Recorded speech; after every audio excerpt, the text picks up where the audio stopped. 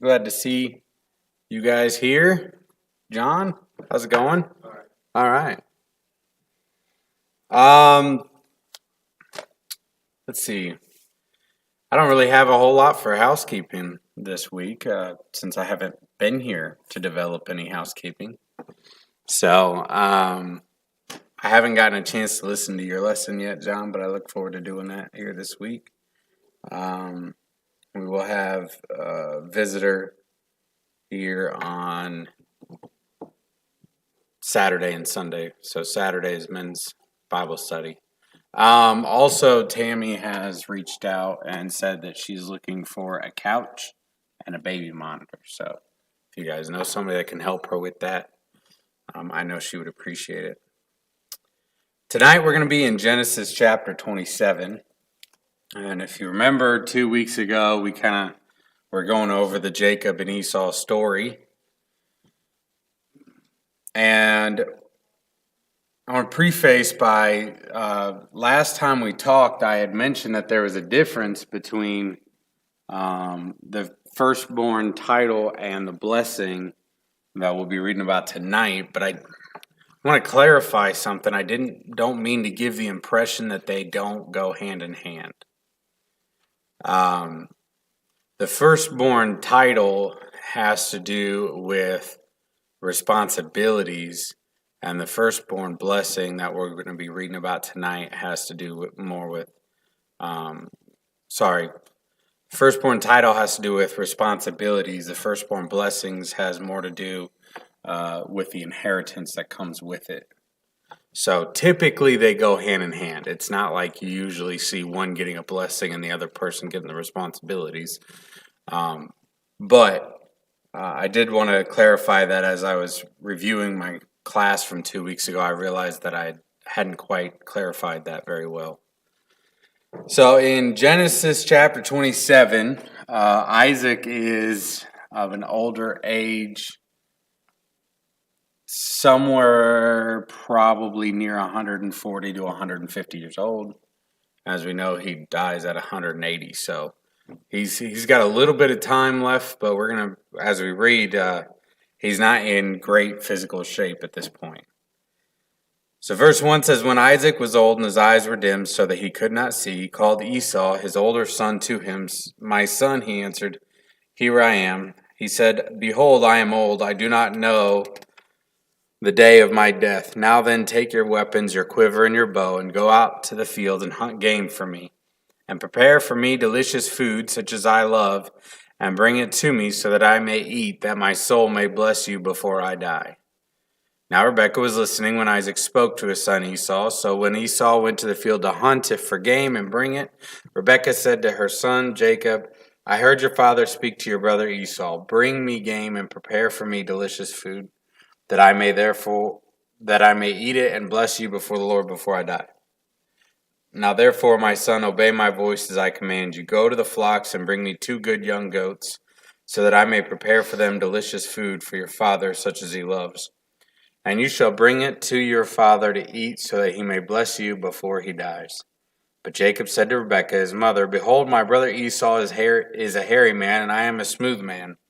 Perhaps my father will feel me, and I shall seem to be mocking him and bring a curse upon myself, and not a blessing. His mother said to him, Let your curse be on me, my son. Only obey my voice and go bring them to me. How many of you guys feel like you have dysfunction in your family?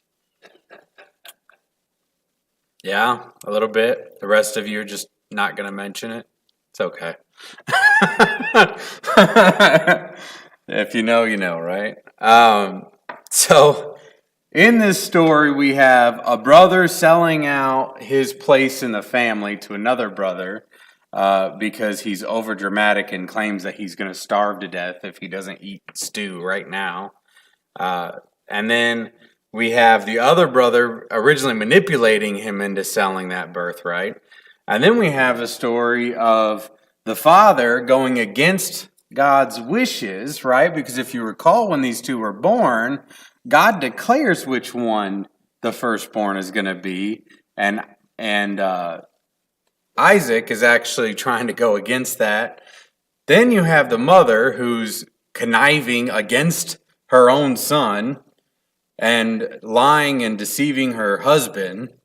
And then you have the younger son who has bought into all of this, and we know that he's in support because the only issue he has with this whole grand plan is that he doesn't have hair on his arms and he might get caught. I mean, I'm just judging from the dysfunction I've seen in, families that I've actually witnessed, and I'm telling you, I haven't really seen anything quite this extensive before.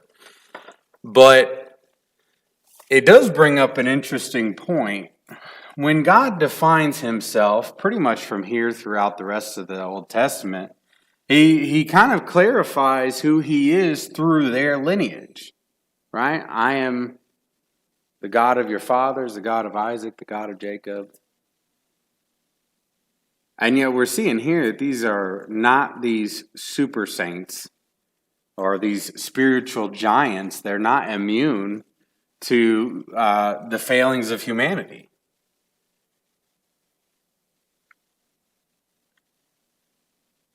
Just think maybe we need to be careful about suggesting sometimes that these men were anything more than men. The part we have to play in God's story is not great because we are great. It's great because God's plan is great. These men just happen to be fortunate and lucky enough to be chosen by God for the role that they would play. Now we know about Abraham's faithfulness. Oh, wait, but we already talked about his story and all the times where he showed a lack of faith. We know about Noah and his willingness to do as he was supposed to, his desire to serve God. Oh, wait, he's a drunkard. It's amazing how many times when we think about these stories that we are able to overlook the flaws of the people in them and make the mistake of thinking that the story is about them. And just like everything else that we've read so far, this story about Jacob and Esau, as we go through it, this story isn't really about Jacob and Esau, it's about God and his plan. And no matter how much of a giant they seem historically, they're little more than pawns on a board. Look with me to verse 14. So he went, this is Jacob, and took them and brought them to his mother, and his mother prepared delicious food, such as his father loved. Then Rebekah took the best garments of Esau, her older son, which were with her in the house, and put them on Jacob, her younger son, and the skins of the young goats she put on his hands and the smooth part of his neck. And she put the delicious food and the bread which she had prepared into the hands of her son Jacob. So he went into his father and said, My father. And he said, Here I am. Who are you, my son? Jacob said to his father, I am Esau, your firstborn. I have done as you told me. Now sit up and eat of my game, that your soul may bless me. But Isaac said to his son, How is it that you have found it so quickly, my son? He answered, Because the Lord your God granted me success. Then Isaac said to Jacob, Please come near that I may feel you, my son, to know whether you are really my son Esau or not.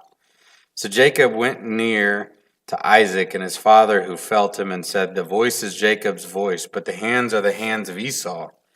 And he did not recognize him, because his hands were hairy like his brother Esau's hands. So he blessed him, and he said, Are you really my son Esau? He answered, I am. Then he said, Bring it near to me, that I may eat of my son's game and bless you. So he brought it near to him, and he ate, and he brought him wine, and he drank. So, first of all, I think it's pretty sad that you thought, anytime a guy would think that goat hair is the same as a man's arm hair, but no telling for age, right? So the the really cool thing about this part of the story is trying trying to rephrase what I was about to say here. There is oftentimes taught this idea of circumstantial morality. Okay, I know Sam has heard of this. I don't know how many of the rest of you have heard of this idea that morality is subject to the circumstances. And this is actually a pretty widespread understanding of biblical interpretation, even among our brotherhood. We look at other times of deceit in the Bible, and the suggestion is that, well, since it played into God's plan, and since that person is elevated, that what they were doing was not a sin because, they lied to protect someone, or they lied, to glorify God, or whatever the circumstances. I'm sure, Sam, can you think of who that would apply to? Well, how about Rahab? Rahab. Yep, that's who. So you recall she lies about the servants being in her house. So the common argument is, well, she lied to protect God's people, so it wasn't a sin. Jacob says, what is it, at least two, sometimes three, depending on the translation you're using, times point blank that he was in fact Esau in this passage. But God declared that the birthright belonged to him anyways, and clearly he's supposed to play this role in God's story, so that means it's not wrong, right? Go ahead. I'm a firm believer that God's in control. And if any of these people, or all of these people, had just told the truth, God would have found them. And he would have taken them away. Yeah. And the same result would have happened. Absolutely. That God's providence that we talked about not too long ago. So this is the danger of this idea of circumstantial morality that, like I said, a lot of churches are teaching. Even, churches near us, I remember hearing about it in the church that we attended before I even went down to Arkansas. And it didn't really sit well with me at that time either, because a law is a law because it's written down and it's a law, right? So, you take, any law you want to. Go ahead. You're dying, I think, in the hospital, but I break the traffic laws along the way. Sure. I understand what you're saying, but we're not trusting enough in God to keep your life long enough to go 35 to 40. right. So you're in the same boat of just because you're willing to break the law doesn't make it not a law, right? So that's the problem with circumstantial morality, right? You look at the law against stealing. It doesn't matter if I'm stealing food to feed my family; it's still against the law, right? Go ahead, Sam. There is a difference between God's law and man's law. And Sure. man's law has been written, for example, with the driving too fast to get somebody in the hospital, that has been written to say, yes, it is legal.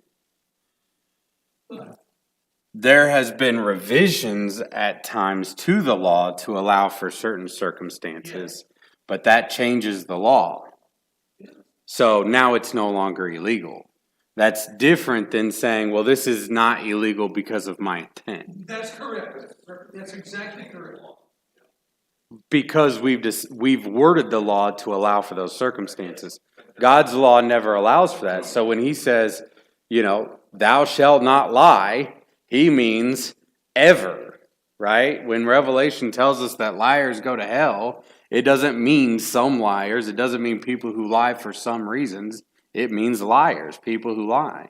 And so that's my point about the circumstantial morality, is that the morality is defined by God's instructions. So unless God changes his instructions, circumstance doesn't matter. Because the way he gave us the law, the way he gave us the instruction, doesn't allow for circumstances.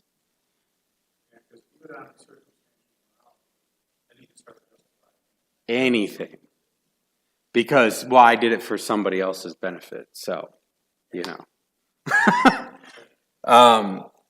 I was not under the, I want to clarify, I was not under the impression that had ever been or was being taught at Cedar Lou, but it is a sort of heresy that you need to be aware of among our Christians, brothers and sisters, that there are some people who really firmly believe in this. Go ahead. I'm sorry.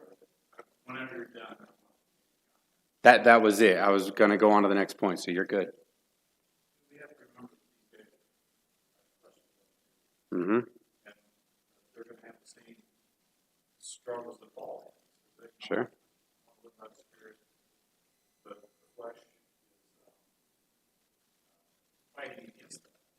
I think part of the struggle that maybe people might have, we grew up with some people watching the movies, we had like Roy Rogers and Shine, these guys that were just full of integrity. They always did the right thing no matter what. Yeah. They were always the high standard and everything.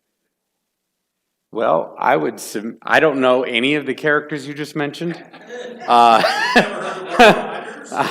I mean, just because I've heard of him doesn't mean I know him.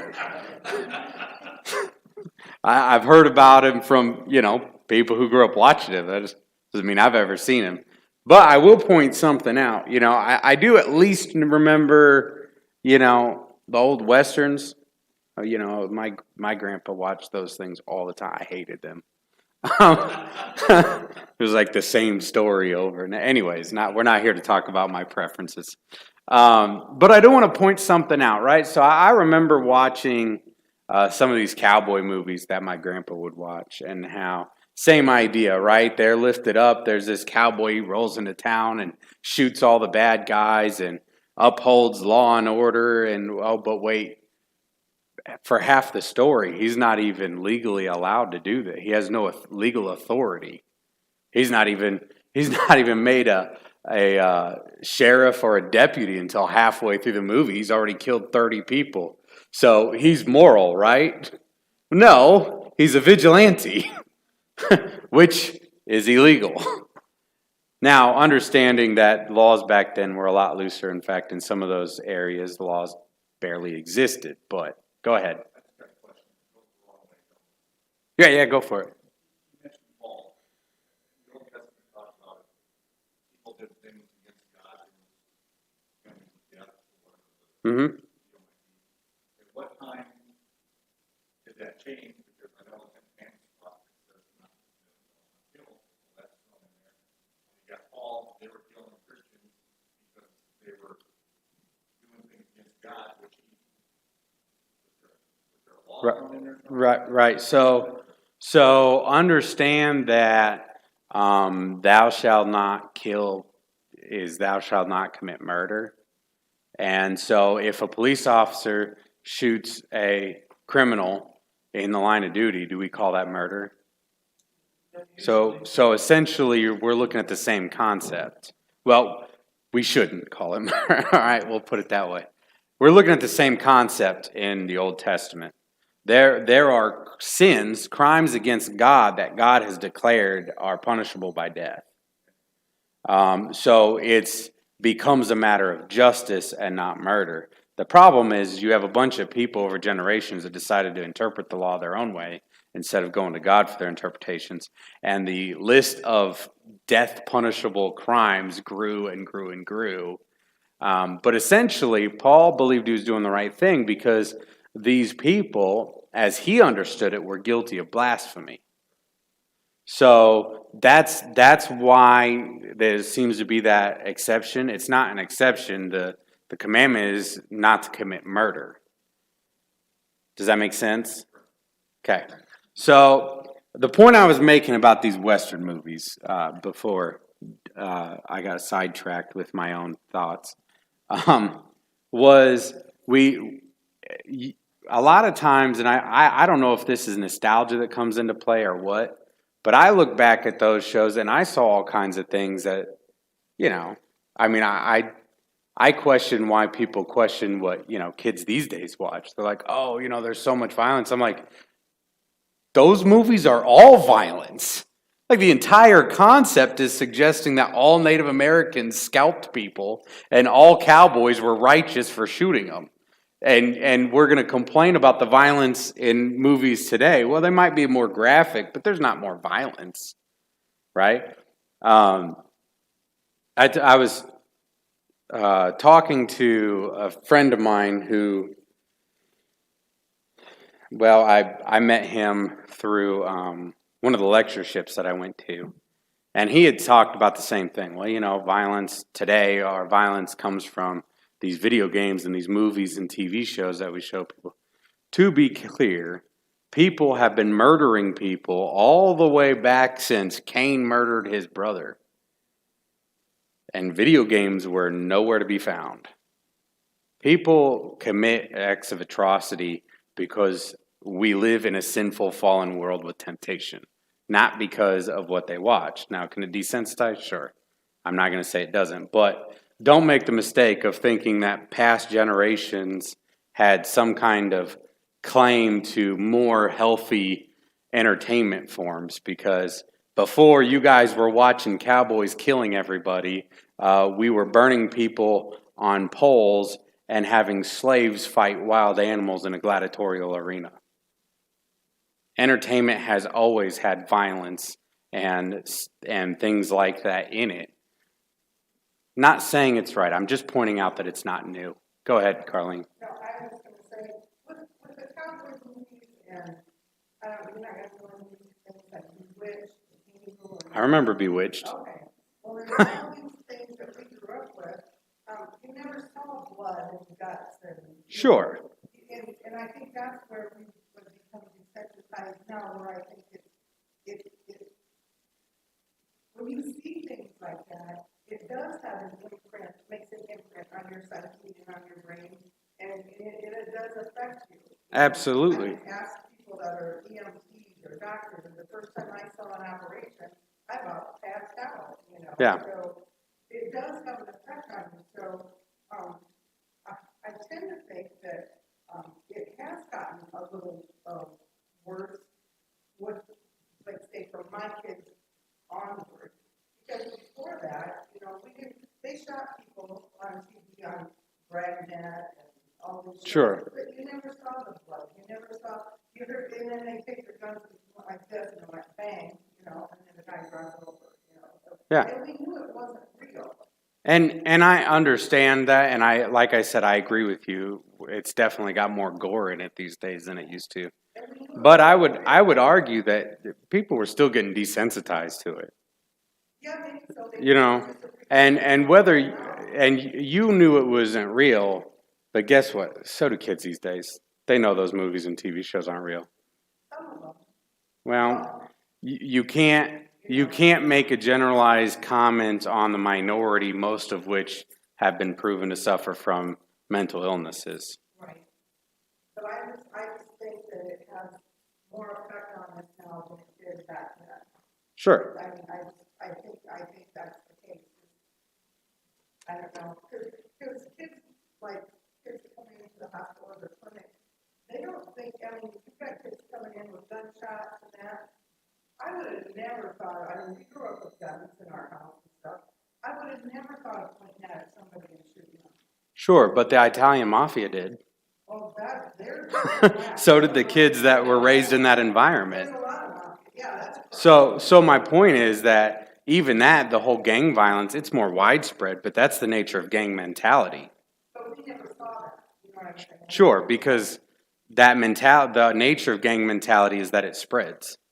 And as poverty grows and more and more people are being raised in that environment, we're going to see it continue to spread. All this being said, we're kind of a little off the segue. Not that it's not a good conversation to have and important, but all this being said, I'm just pointing out that it's not new. That not to make the mistake of looking back with nostalgia and assuming some kind of purity in a past time, because there's never been purity. Well, God would have never put that in the head of no one had he not known how man was going to have that. Sure. hired to kill somebody, you know? Well, and it, like I said, it was already there. His commandment was there not because he thought it would happen later on, but because the Jews weren't supposed to be like everyone else. And he always knew man would be like that. Sure. So yeah, my whole point in that is that, you know, we're not living in a unique time. All right, every generation has its problems, and to be fair, every generation thinks that the next generation is worse than the previous generation. So, and, yeah, and if you asked your dad, he'd probably say the same things about your generation, right? Was there some law against, I know what was the penalty for what that guy did? For Jacob and Esau? I mean, what's, You're talking about for this story here? Well, we don't have the written Mosaic law at this point, right? We're not going to get to that until Leviticus. Most of this, the power in Genesis is that they had pretty much access to speaking to God. God spoke to them. He communicated that with them directly. They didn't need most of it written down.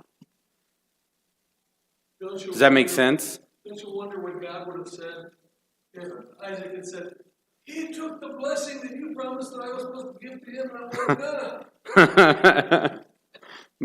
The blessing which you told my parents wasn't mine. I went and sold it to him, and now I'm mad because I tried to take it back and it didn't work. Yeah. No, it really is. A lot of these stories have quite childish themes in it if you look too deep into it. So, yeah, as far as whether there's a law, well, obviously they're not honoring their mother and father. And obviously the parents aren't honoring God. But as far as like a written law, no, we haven't gotten to written laws as it stands. We're basically, he messed up enough to lost his right. I mean, if it didn't happen before that, if he did something stupid in the day, well, he could have refused to give it to him, but once that birthright is given, it's given. The only people that can change that is the Father and God. But once the Father gives the birthright, the Father doesn't even have authority to give it to someone else. It's already given. Because the blessing is essentially his plea to God. He is actually praying and telling God that this is who the blessing goes to. So he doesn't get to change his mind once this. That's why this continues to play out the way it does. That father has no authority to change that once it's happened. The only person left is God. Does that make sense? so it's just the oldest son was his right. Sort of. As we talked about, firstborn means primary, not necessarily the firstborn. So, yeah, so a father could have like 4 kids, right? And the old one is just garbage at running things and can't take care of himself. I'm not going to give him the responsibility of that title, so I would go with, the second son. Usually it went to the oldest, but not always. But I caution you to think of it just as a privilege or a right. As we talked about a couple weeks ago, there's a huge amount of responsibility that comes with it. The reason he gets a double portion of the inheritance, the reason that he pleads with God to bless the firstborn is because essentially when a son, Exactly. So when the son leaves and gets married, he gets his inheritance, he's off to go. But the firstborn is required to stay and not only take care of his family, but anyone that's left of his father's household. So that's why the blessings come in. It's also because of the heavier responsibility. And that's why there are times in Jewish history where the father gave the firstborn title to a younger son. And then you also have like situations like this where God deems it, where God tells them this is not going to be the firstborn, right? So we'll continue in verse 26 of chapter 27. It says, "Then his father Isaac said to him, 'Come near and kiss me, my son.' So he came near and kissed him. And Isaac smelled the smell of his garments and blessed him and said, 'See, the smell of my son is as the smell of a field that the Lord has blessed. May God give you the dew of heaven and of the fatness of the earth, and plenty of grain and wine. Let people serve you and nations bow down to you. Be Lord over your brothers, and may your mother's sons bow down to you. Cursed be everyone who curses you, and blessed be everyone who blesses you. As soon as Isaac had finished blessing Jacob, when Jacob had scarcely gone out from the presence of Isaac, his father Esau, his brother, came in from his hunting. If you guys have ever heard me give a lesson on Mark, I talk about how it says immediately, like constantly throughout that book, and it does not mean immediately. It means with great importance. So, or without delay. When it talks about he had scarcely left the tent, it actually means he had barely walked out of the tent. So we're talking about some really nerve-wracking timing here. How many of you have ever done anything that you weren't supposed to and gotten away with it? What I mean, Never you, Sam. We know. So I remember when I was a kid, my parents fed me oatmeal like every morning, which, as some of you know, is why I absolutely will not eat oatmeal. But my dad always had strawberry Pop-Tarts. And I never got Pop-Tarts. And so one morning I had snuck downstairs early in the morning, and I had helped myself to a Pop-Tart, which I knew I was absolutely not supposed to do. I still to this day can't figure out why it was that big of a deal. But anyway, so I'm in the pantry, right, just scarfing down this Pop-Tart, and my parents come out of their bedrooms. And I remember hiding behind the pantry door. And they came in, and she had gotten stuff out for breakfast and to make his lunch and everything else. And I just remember how absolutely terrified I was hiding behind this door. And, so much so that it didn't even occur to me at the time that I now have no way of getting out of the pantry because the pantry opens right into the kitchen. But I can't help but imagine that Jacob is going through something a little similar here, right? He knows that if he gets caught, he's in a lot of trouble. Right? Not to mention, we know from a later story that Esau is not immune to fits of rage. And so the idea that this timing is happening one after another, you have to wonder what's going on with Jacob at this point. And I only do that to foreshadow what's going to happen later on in his story, because essentially Jacob goes most of the rest of his life never not feeling terrified of Esau. Like this feeling of terror just continues on. So Esau comes into the tent, and that takes us down to 31. 31. He also prepared delicious food, this is Esau, and brought it to his father, and he said to his father, "Let my father arise and eat of his son's game, that you may bless me." His father Isaac said to him, "Who are you?" He answered, "I am your son, your firstborn, Esau." Then Isaac trembled very violently and said, "Who was it then that hunted game and brought it to me? And I ate it all before you came, and I have blessed him. Yes, and he shall be blessed." As soon as Esau heard the words of his father, he cried out with an exceedingly great and bitter cry, and said to his father, "Bless me, even me also, O my father." But he said, "Your brother came deceitfully, and he has taken away your blessing." Esau said, "Is he not rightly named Jacob? For he has cheated me these 2 times. He took away my birthright, and behold, now he has taken away my blessing." Then he said, "Have you not reserved a blessing for me?" Isaac answered and said to Esau, "Behold, I have made him lord over you, and all his brothers I have given to him for servants, and with grain and wine I have sustained him. What then can I do for you, my son?" Esau said to his father, "Have you but one blessing, my father? Bless me, even me also, my father." And Esau lifted up his voice and wept. So this is the evidence right here in this passage for why I tell you that there is a distinct difference between the birthright itself and the blessing. Is that Esau acknowledges that they were 2 completely different circumstances. Does that make sense? What I just said? Okay. I got to double check when you guys are silent for too long to make sure I'm making sense and you guys aren't just being polite. So what's interesting is that Esau in the previous story with his birthright, he really didn't seem to think very highly of it. In fact, we're told he hated or treated wickedly his birthright. Depending on, again, what Bible you're using, there's a lot of different ways that ends up being worded.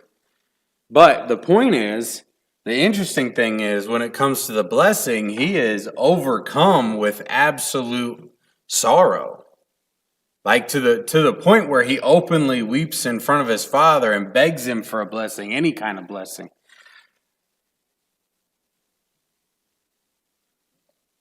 Kind of interesting that he so readily sells the responsibility and holds so tightly to the blessing. You think the new generation's the only one that suffers with entitlement? You know, we talk about how kids these days think the world owes them something, right? And they want something for nothing. And I'm looking at a story from, thousands of years ago, and it's not looking a whole lot different if I'm being honest. My point in this tonight, and I know I've brought up the same kind of issue and pointed out several different times. My point in this tonight is not to dissuade you from trying to make a difference or to teach kids better. It's to hopefully encourage you into understanding that the world is not worse. The world has always been consistently bad. All right? That's it. I mean, go ahead and go read Ecclesiastes if you want to disagree with me. My point is we have to maintain not only hope that things can get better, but a hope that it will get better, with the very humble acknowledgement that it's not going to. Not until Christ comes to reclaim us. Amen. Does that mean we don't have to do the work?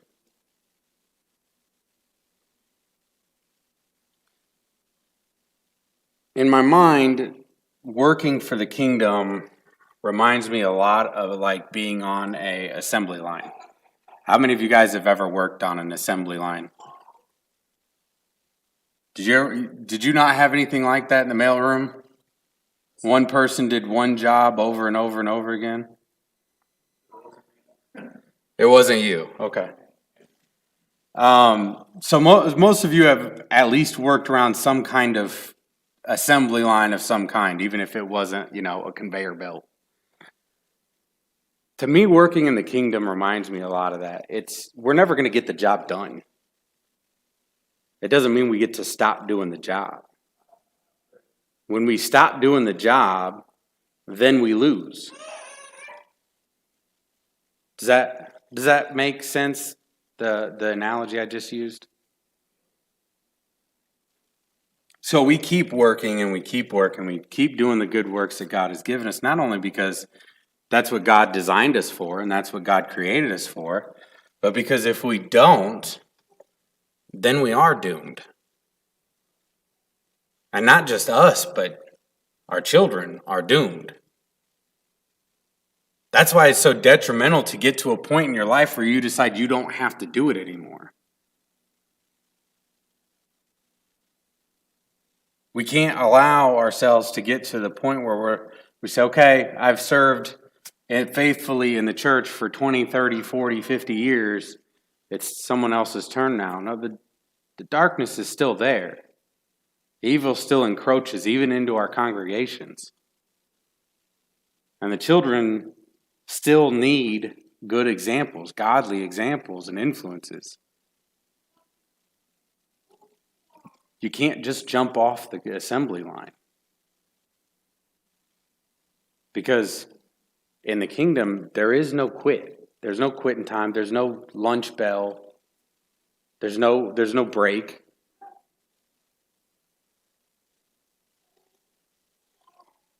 And at the risk of sounding like a Sith and dealing with absolutes, Some of you will get that, some of you won't.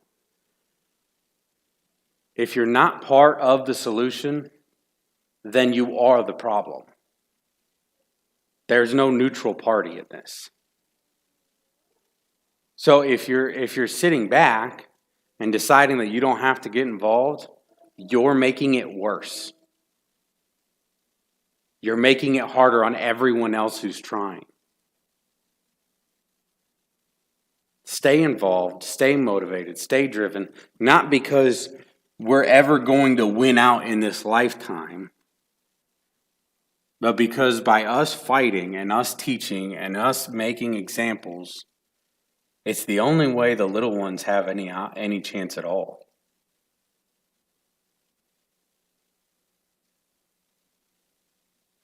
Isaac is clearly just as upset as Esau about this whole deceived blessing, as it were. But if you notice in that passage is where we find out also that once the blessing is given, it's given, right? Because that's Isaac's. I've already given you. You're already his servant. It's already done.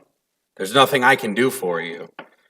But Esau begs, and so Isaac is going to try to do something to kind of mitigate this, right?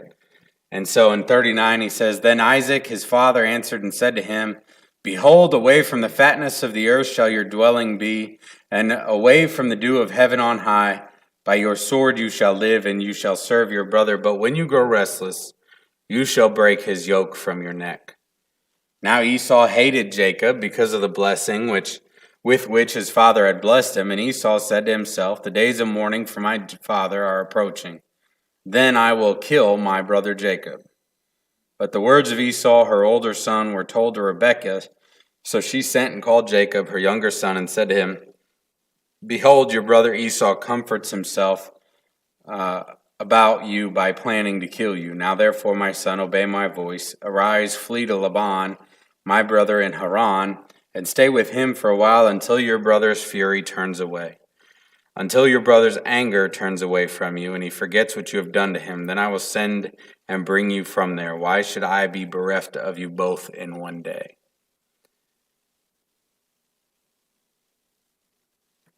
Seems to me that you learned the last time she said, obey my voice. Right? Kind of wondering what kind of person just allows somebody to keep putting him in these horrible situations. But this is a continuation of a theme that we're seeing in these patriarchs. There is one inherent flaw that is continued throughout humanity. When things get bad, we rely on our own senses, our own wisdom, our own understanding. And when we do that, things get worse. That's what happens when Jacob and his mother decide not to trust that God will take care of the blessing in the way it's supposed to be done. So they go and they deceive the rest of the family in order to get it, right? Because God needs help. And then later on, we see the same thing, right? Because we can't trust that God intended for me to have this blessing and will make sure that it's carried out and take care of me. So I'm going to listen to her again and take off running. And this is where the beauty of God's plan comes into place. Because no matter how many times Jacob makes the wrong decision and listens to the wrong people, God's story still plays out exactly like it's supposed to. How many of you guys have ever read a Choose Your Own Adventure book? Yeah? Does everyone at least know what I mean when I say a Choose Your Own Adventure? So you read a page and at the end, it'll have two choices that you can make. And depending on what choice you make, you flip to that page and it continues the story. Kind of the idea of you get to shape the story of the book. Sure, except some of us read. So the really cool thing about Choose Your Own Adventure books is the vast majority of them have dozens and dozens and dozens of choices to make. And most of them don't have more than two endings. And God's plan is the same way. There's a beginning and there's an end. And it doesn't matter how many choices are made in the middle, it's still only one beginning and one end. Pretty much. Doesn't matter how many rocks you throw into it, it's still going to go to the same place. So it's something to warn us, right? For those of us that would decide to try to rely on our own understanding and take on our own choices without consulting God's wisdom. And it's also something of an encouragement for those of us who struggle with that every day and try our best to consult God's wisdom and have a hard time seeing all the evil in the world. Right? No matter how dark, no matter how bad this gets, right? Because as I said, it's not getting worse and it's not going to get better.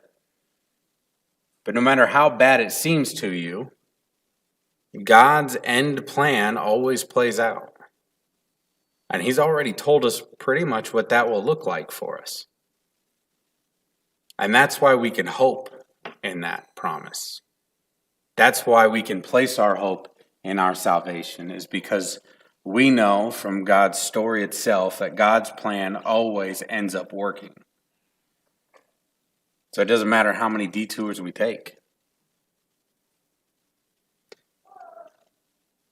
Verse 46, then Rebekah said to Isaac, I loathe my life because of the Hittite women. If Jacob marries one of the Hittite women like these, one of the women of the land, what good will my life be to me? So, if you guys recall the ending of verse 26, all right, so let's go back to chapter 26, and 34. When Esau was 40 years old, he took Judith, the daughter of Beeri the Hittite, to be his wife, and Basemath, the daughter of Elon the Hittite, and they made life bitter for Isaac and Rebekah. And so here we go. Rebekah is still trying to control things, and so she decides that Jacob can absolutely not marry a Hittite woman because since these two women made life miserable, they all must be bad, right?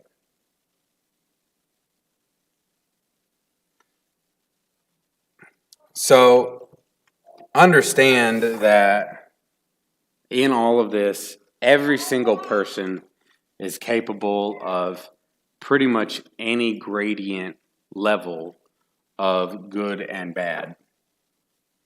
Right? I take all of this story into account, and I don't think that we can claim that Esau was some horrible, evil person. Even though he sold his birthright, even though he still tried to demand the blessing, even though he had in his heart the desire to murder his brother, I don't think that you can look at this story and decide that Isaac is an evil person. Even though he went against God's instructions, which, to be fair, started this whole process, right? I don't think you can look at Jacob or Rebekah or any of the players in this story and say, well, those are horrible, evil people. People make decisions based on their own understanding, and bad things happen. That's all this is. But Rebekah does something interesting here, which, oddly enough, is still a problem today. And that's the generalization of a people. Right? Except now we don't have the Hittites. We have, Americans, Russians, Mexicans, Canadians. But the idea is still the same, right? And we saw this, with the whole borders issues that we've been dealing with for quite some time now. And I'm not commenting on the policies. That's not what I'm up here for. But what I will say is there's a lot of people that suggested that because some people were crossing the borders and bringing drugs and, kidnapping people, well, that means that everyone from that country has that intention. And yet we'd be upset if people did that about us, wouldn't we? You look at how many Christians in the world have done the wrong thing, right? We can look throughout all of history and see that. From the Catholic Church issuing licenses to sin for a price, to the Inquisitions, to the Crusades, right? Fast forward even more. How many people have used Christianity to make bad decisions, to do horrible things in the world. We would not be okay if we got plugged into a group with those people. Right? And this is essentially the issue of race. This is that flip side of race, not the fake woke stuff that these guys know about. But the real issue with racism, because I met a bad person, anyone who's like that person must inherently be bad. Fact is, there's bad people in every single group. Doesn't matter what kind of group. Doesn't matter where they're found. There's always somebody doing bad things. There's always somebody who's looking to kill their brother, or deceive their parents, or lie, or steal, or commit adultery. Sin is sin no matter where you go. And it's present no matter where you go. And it's present no matter what time you look at.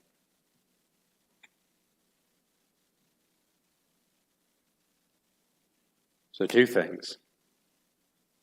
Be warned that things are only going to get better when the perfect comes to pass. And 2, take hope. Do not shoulder such a burden thinking that we're going to make this massive difference in the problem of sin. Right? Because good people have tried for all of human existence. I, for one, take a great comfort in knowing just how small of a player I am in this. I hope all of you do too. Accept your responsibility with your blessings. Tonight we'll make an offer for anyone who is looking for prayers or any other needs. I know this is typically something we do on Sundays, but I feel the need to offer it tonight. If you really need prayers, if you're asking, or if you're looking for reconciliation, or if you'd like to make confession tonight, we're going to offer that tonight, just like normal. So I'm going to go ahead and say a prayer, and if you'd like to come forward for any of those reasons, I invite you to do so at that time. Dear Heavenly Father, we give you thanks for this evening, and we give you thanks for this story that you've blessed us with. We give you thanks for the examples and lessons that it provides us. We ask that you help us to stay strong, both in mind and body. That you provide us the resources and the willpower to stay on that narrow path, to seek your narrow gate, and to bring as many people as we can to your glory. We thank you so much for your Son. We thank you for his willingness to leave your side, to be made flesh and blood, to suffer temptation, to suffer pain. We thank you for his willingness to give up his life for our sake. We're thankful for your willingness to forgive us of our shortcomings, to rebuke us and correct us. We ask and pray at this time that you continue watching over your children, to guide us ever further into your light, to help us shine brighter, to guide others to it as well. And we ask and pray these things in the name of Jesus, our Christ, Lord and Savior. Amen. Amen.